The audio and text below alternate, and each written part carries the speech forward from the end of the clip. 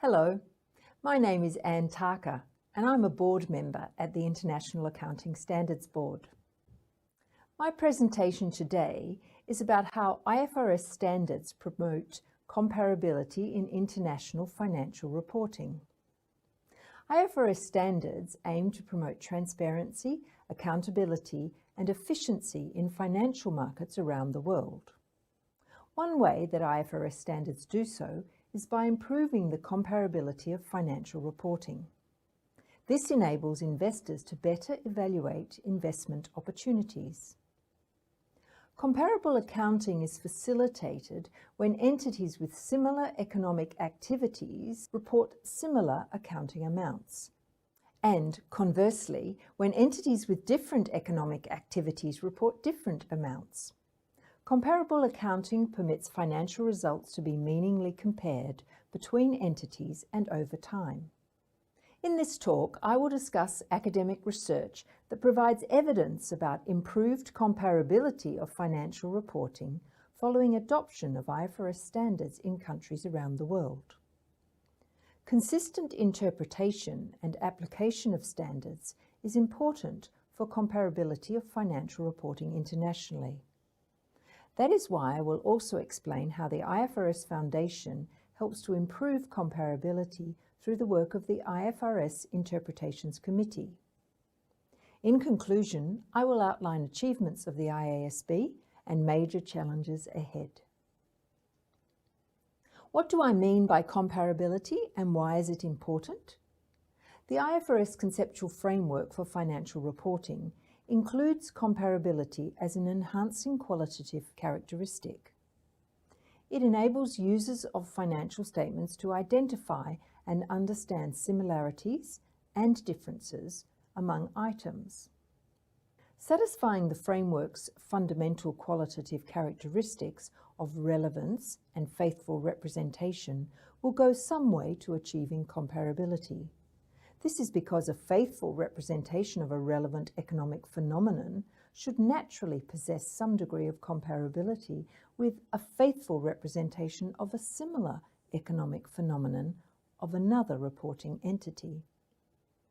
Using the same accounting methods to faithfully represent similar economic phenomena will enhance comparability. The framework notes that comparability means that like things look alike and different things must look different. Consistency helps people achieve the goal of comparability. The use of the same accounting methods for the same items over time and between entities will also help to achieve comparability. From the IASB perspective, comparability has two important aspects: comparability in reporting by one entity over time and between entities. Consistency in reporting relies on a common understanding of IFRS standards. This is facilitated by clear and understandable words in standards and enough explanation and guidance. A common understanding may be affected by the following: differences in people's accounting backgrounds and expertise, differences in national accounting enforcement and regulation, and by translation of standards. A lack of comparability may reflect other matters. It can arise from options in standards. For example, IAS 40, investment property, allows an entity to choose a policy of measurement of investment properties at cost or fair value. It may also reflect measurement uncertainty, such as arising from the use of Level 3 fair value measurement, and also the application of judgment. There are many areas where judgment is required in application of IFRS standards. The assessment of control in IFRS 10 consolidated financial statements is one example. Therefore, despite best intentions of standard setters, there will be some situations where accounting may not be as comparable as investors may like. I will now turn to the evidence of academic research to evaluate the impact of accounting diversity between companies and countries. My aim is to share some of the research findings that demonstrate that despite practical difficulties in application, studies do show that comparability of financial statements have improved with the adoption of IFRS standards. Research shows us companies may be reluctant to change their policy, and possible reasons include that their systems are set up in a particular way, also that investors understand the current policy. Trend information is better when accounting policies don't change. But let's not forget about giving the best information for investors. Benefits in the capital market rely on giving useful information to investors. Comparability can also be affected by exercise of judgment when applying an accounting policy. An entity that provides a highly conservative application of capitalization of development expenses under IAS 38 is providing qualitatively different information to an entity that carries out a less conservative application. On adoption of IFRS standards in 2005 by EU entities, I observed companies from the UK were more likely to have revalued tangible assets under IAS 16 and more capitalised development expenses under IAS 38 than listed companies from Germany. Because in Germany, the IFRS requirements were relatively more different from the prior national standards. If different application persists over time, then what are the implications for comparability?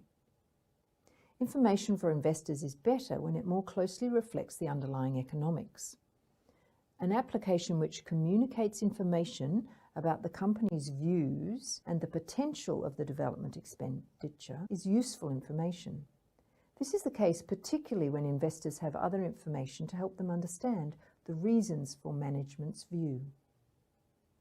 An area of choice under current IFRS standards exists for companies in oil and gas and extractive industries.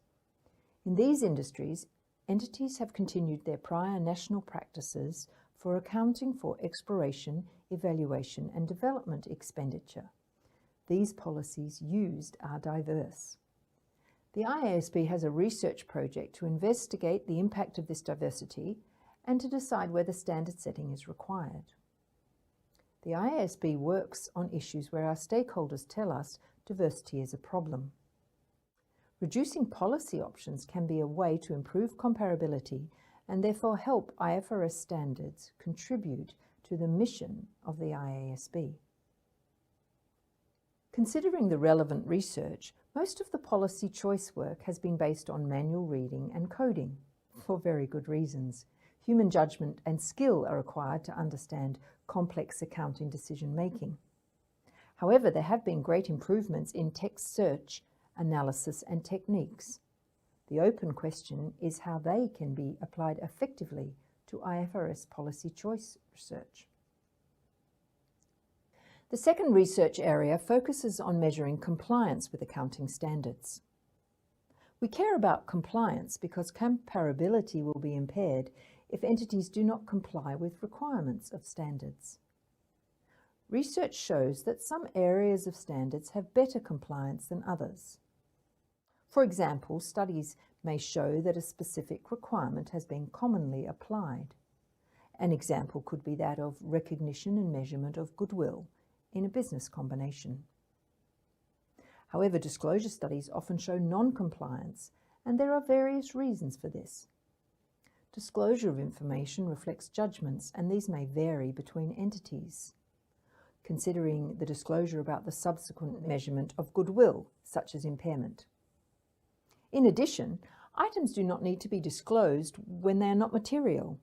It can be hard for researchers to determine reasons for non-disclosure. Is the item not disclosed, indicating non-compliance, or actually is the item not material? This can make compliance difficult to measure. Auditors and regulators have an important role to play in promoting disclosure compliance. Many are active in showing companies how to improve their disclosures, particularly for the new IFRS standards.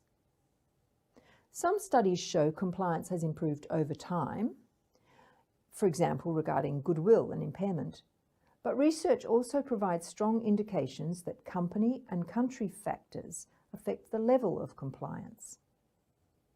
Some entities show better compliance that can be linked to incentives within the company and to the country where the entity is operating.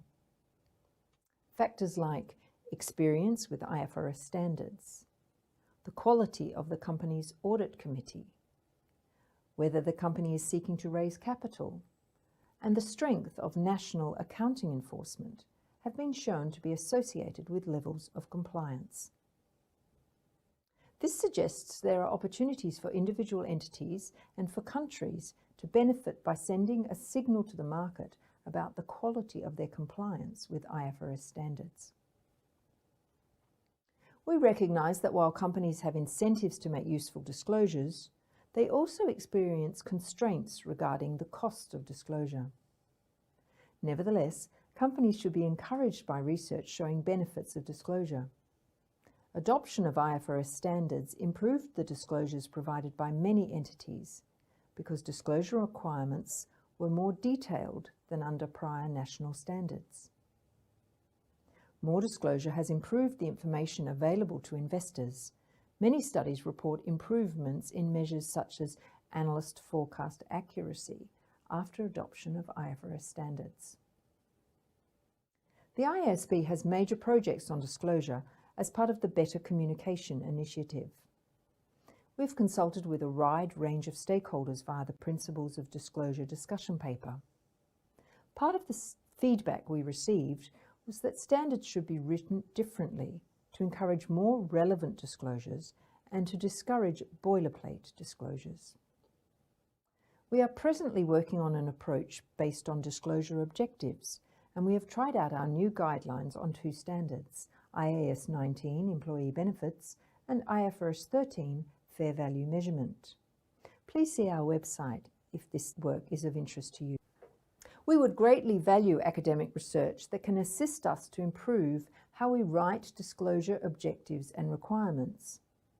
For example, that could mean evidence that shows practice has changed following the issue of our materiality practice statement, or the new standards that have disclosure objectives as well as disclosure requirements, such as IFRS 15, revenue from contracts with customers, or IFRS 16, leases. Do the new standards result in more relevant and less boilerplate information? Again, I would encourage investigation of automated text analysis to see if it has applications in this area of research. Please also discuss your proposed work with practitioners involved in implementation. They will have a wealth of insights regarding practical issues that can guide your research questions and techniques. A third area of research has looked at the summary measures and the line items in financial reporting and compared them between different national standards and IFRS standards. This evidence provided valuable input into efforts to converge accounting systems and to the eventual adoption of international standards in many jurisdictions. For example, this research told us about the relative level of conservatism in measuring earnings in the US, UK, Sweden, and Netherlands. Although research of this kind has not continued, the comparability of key summary measures and line items is still of central interest in the financial reporting. The Iasb is engaged in the Primary Financial Statements project, which aims to improve presentation and disclosure in the financial statements. The board's current proposals aim to introduce more structure in the statement of financial performance by defining some required subtotals and specifying some presentation requirements in the notes. The work responds to calls from investors for action to get greater comparability in the performance measures presented by companies. Security market regulators have for some years been making use of electronic tagged financial information. This has been based on taxonomies, which are used to code the line items, subtotals, and totals presented. This tagged data is available to researchers and presents new opportunities for exploring comparability in reporting. We are keen to see research regarding use of taxonomies and tagged electronic data. For example, IFRS entities filing in the US now submit their financial statements with tagging based on the IFRS taxonomy. research on US companies has begun exploring financial reporting comparability by comparing the line items and subtotals used by companies and whether entity-specific extensions are used. The expected benefits of adoption of IFRS standards rely in part on improved comparability in reporting. Various studies have explored whether improved comparability is observed after IFRS standards are adopted and whether comparability is linked to favourable market outcomes. So the fourth area of research is based on the idea that we can compare accounting systems pre- and post-IFRS standards. We can do so by using statistical techniques to test how quickly accounting earnings are reflected in economic earnings, that is, in share price or returns. A study of companies from European countries found that accounting system comparability increased following adoption of IFRS standards. The authors concluded that investors were better able to compare companies with similar fundamentals while still being able to distinguish companies with different fundamentals. The benefits resulted from the use of converged standards as well as higher quality information under IFRS standards. Another study used measures of accounting system comparability to explore how comparability is related to economic outcomes such as firm valuation, stock liquidity, and the properties of analyst forecasts. The author found that entities with larger increases in cross-country accounting comparability exhibited better economic outcomes after adoption of IFRS standards. These outcomes were higher company valuation, more liquidity, and more favourable properties of analyst forecast, that is, lower error and less dispersion in forecasts. In addition, the study showed larger increases in comparability in countries where pre-IFRS reporting was more transparent, pre-IFRS standards and IFRS standards were more similar. There was more international integration, and the country had a civil law legal tradition. Consistent with other studies I've mentioned, this research also pointed to the important role of enforcement bodies, external auditors, and corporate governance mechanisms in promoting compliance with IFRS standards. I will now discuss the ways the Iasb supports the consistent application of IFRS standards. Firstly, we have an overarching objective that we write high-quality standards that are understandable and can be translated. Newer standards feature more examples and detailed bases of conclusions. We promote a common understanding of IFRS standards through our public discussions by the board, the Interpretations Committee, and presentations at conferences, educational webinars, and sessions with regulators, national standard setters, and investors, and through our transition resource groups. We endeavour to explain what the board had in mind when developing the standards to assist with consistent understanding of their requirements. However, in keeping with the principle-based nature of IFRS standards, Interpretation Committee activities typically do not provide answers to specific questions. They also rarely give opinions on specific contracts or fact patterns. With the issue of 4 major standards since 2014, the Iasb has expanded its activities to support implementation. We have set up transition resource groups for IFRS 9 on expected credit losses, IFRS 15, and IFRS 17 insurance. They provide discussion forums to help stakeholders during implementation and thereby support robust and consistent application. About a third of our technical staff work on application questions, and the Interpretation Committee meetings feature careful considerations and lively discussions. Meetings are recorded and materials are publicly available. In recent years, the Interpretations Committee has provided additional material on many issues in a timely way. In 2018, the Interpretations Committee discussed 22 topics. 16 of them were addressed by the committee, leading to 14 agenda decisions with explanatory materials and 2 amendments or additions to IFRS standards. We look forward to seeing the output of research about the costs and benefits of the big new standards and the effect of the change in the information provided for investors. We welcome your input into post-implementation reviews of these standards in due course. Importantly, the Iasb must work with others to achieve consistent application of IFRS standards. All the participants in the financial reporting system have important roles to play. Preparers need to apply the standards in an appropriate way and to provide feedback when standards are not working effectively. Auditors and security market regulators can help by enforcing consistent application of the standards. Investors apply discipline into the market by encouraging transparent and comparable reporting and disclosure. Academics can, through their independent research, provide insights into the impact of accounting standards and the market consequences of standards and the behaviour of preparers, auditors, regulators, analysts and investors. In conclusion, I would like to reflect on the IASB's achievements and challenges. Some academics and practitioners conclude that the IASB represents the most successful endeavour so far for achieving a framework for international financial reporting. The need for a harmonised accounting language was identified many years ago. Continuing economic growth and development of international financial markets have added to that demand. IFRS standards have a vital role to play in continuing to improve the quality and comparability of the information that underpins robust financial markets and efficient cross-border investment. There are, of course, challenges ahead for us all.